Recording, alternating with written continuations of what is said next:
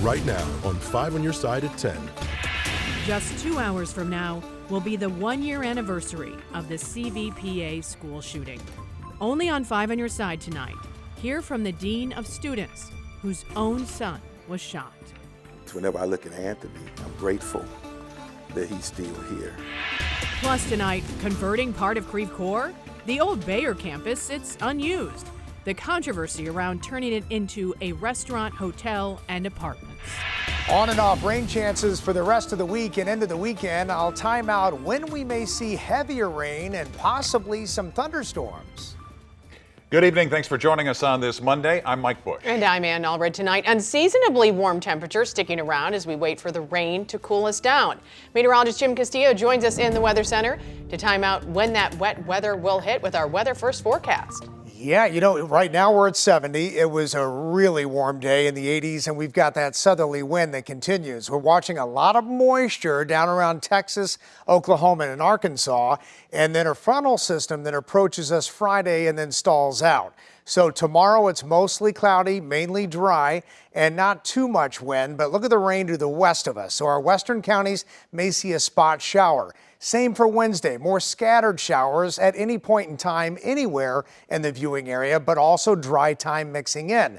Then Thursday, a little bit more widespread, so spotty rain the next 2 days, lots of clouds, but still warm, and a better chance on Thursday, waves of rain over the weekend and some of that heavy, and that's when we'll see the cool down this weekend, but even more so for Halloween, the trick-or-treaters in the 40s, and that rain should shut off before trick-or-treat time, but much more on the timing of that heavier rain coming up in just a bit.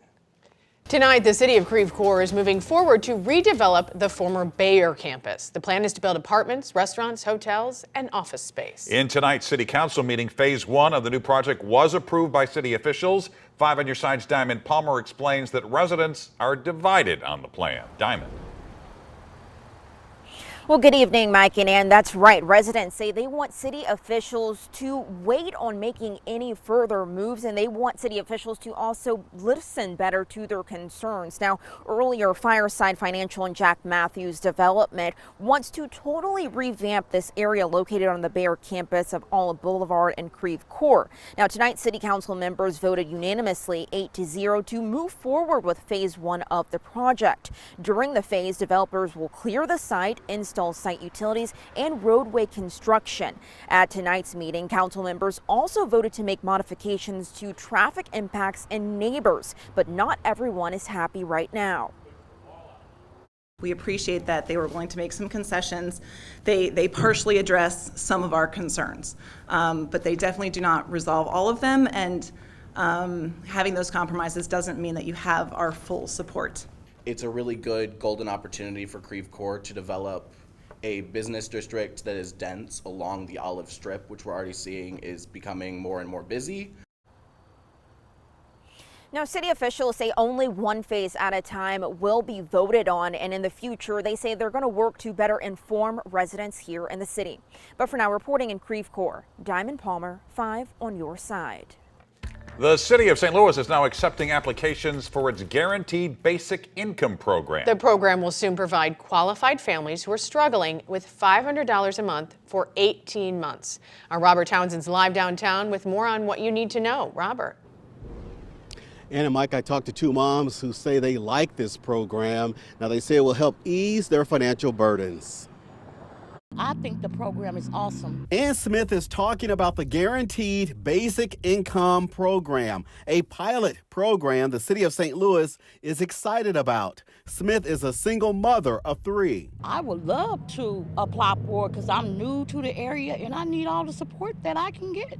Monday, the city officially opened up applications for families in need to receive $500 a month for 18 months. The city set aside $5 million in Federal American Rescue Plan Act funds for the program. Families who qualify must have a total household income less than 170% of the federal poverty level. For example, for a family of 4, that's about $51,000. Eligible families include parents or legal guardians of a child under 18 who is enrolled in a St. Louis public school or St. Louis City charter school, those who live within St. Louis city limits, and those who experienced a negative financial impact due to COVID-19. With the rise of everything going up with bills, from food to gas, it's just hard, and it would help a lot of people. The city treasurer's office will manage the GBI program and assist more than 500 families who qualify for a bank card. Concerned about where the public money would ultimately end up, Sharon Tyus was the lone alderperson who voted against the program last December. Families overwhelmingly spent these funds on essentials like groceries and transportation. This will help put me on a great journey. Now, the city will accept GBI applications until 5 p.m. on November 1st. For more information, just go to our website, ksdk.com, and click on this story. Live downtown, Robert Townsend, 5 on your side. The hot topic regarding the homeless population is expected to be discussed tomorrow among the St. Louis HUD's committee. That's the Housing, Urban Development, and Zoning Committee. It will hear testimony of the Unhoused Bill of Rights, an ordinance that adds safety and other protections for the homeless. Earlier this month, city officials closed a homeless camp located outside of City Hall, sparking controversy across the area. Tomorrow night, Brentwood Forest will have a meeting at its clubhouse to answer questions about unexpected evictions. Last week, some residents had 3 hours to move out after inspectors determined their building was unsafe. Now the complex will install temporary shoring under the subfloor. The project should take 3 or 4 weeks. Tomorrow's meeting is at 6 o'clock. Illinois lawmakers will meet tomorrow to take care of any unfinished business before the year's end. The fall veto session will determine whether the state continues to offer scholarships to low-income students who want to attend private school. They'll also decide whether to allow new nuclear power plants and if domestic violence victims will receive more legal protections. The session will last until November 7th. The St. Louis County police officer accused of firing shots at a Kirkwood trunk or treat event is no longer employed. Sources tell 5 on your side Matthew McCullough resigned. He's accused of firing shots at a Halloween event for Tillman Elementary that took place at North Kirkwood Middle School earlier this month. He pleaded not guilty to 11 felony charges. Tonight, a man is dead after trying to move a dead deer off of Tesson Ferry Road. It happened around 5:30 this morning. Police say when the man got out of his car to move the deer, an SUV hit him. First responders closed Tesson Ferry for nearly 3 hours while they investigated. An O'Fallon, Illinois family is grieving tonight as they wait for more answers in the death of their 16-year-old daughter. Maddie Best died Friday after a car crash in St. Clair County near O'Fallon. Her dad says she was in the car with 3 other people. Maddie was in the back seat and had her seatbelt on. We're not angry at what happened. It's still in the process of being figured out, and that's hard, you know, because we want answers and we want them now, and I want all the blanks filled. Maddie attended O'Fallon Township High School. She was on the tennis team and in student council. 1 year ago tonight, families were getting ready for bed ahead of what they thought would be any other school day.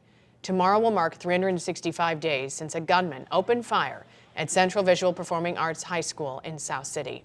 And tonight we're hearing from the Dean of Students, whose son was among those who were shot inside the school that day. In a story you'll only see here, he tells our Christine Byers how he and his son have spent the past year finding the strength to move forward.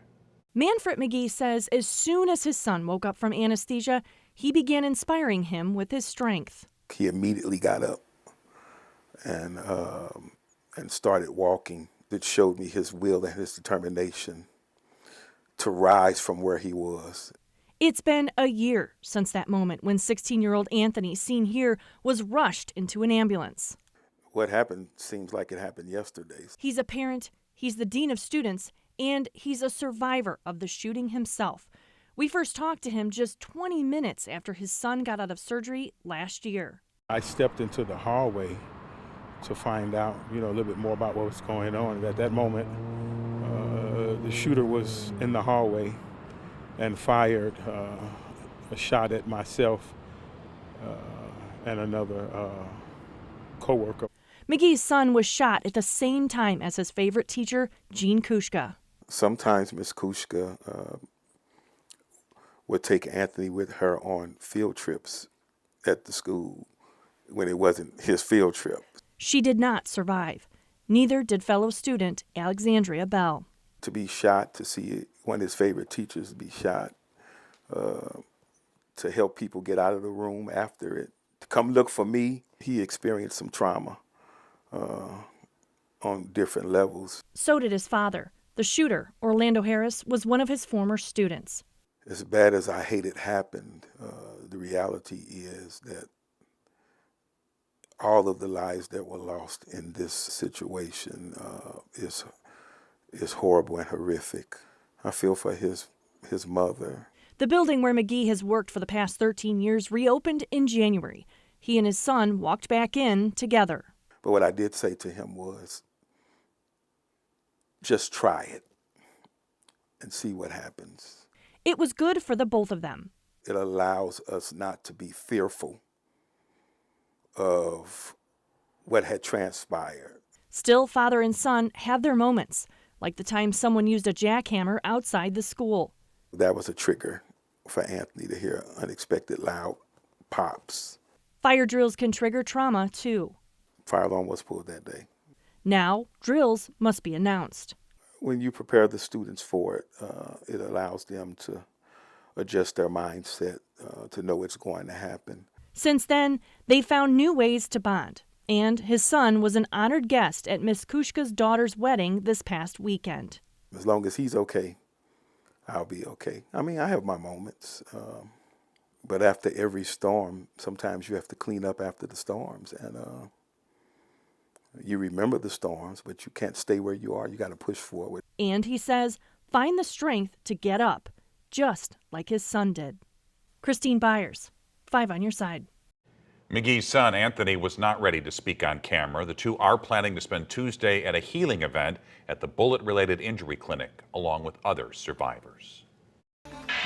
The war in the Middle East could impact your price at the pump. Especially if Iran gets involved. Iran is a major oil producer, and if they embargo oil or cut exports, that could weigh more heavily on oil prices. Why the time of year could help keep prices low.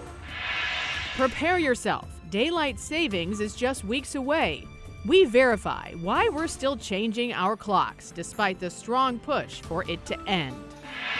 How long will this very warm weather last? Plus, I'm timing out multiple rain and storm chances, also when we'll see the return of a fall chill.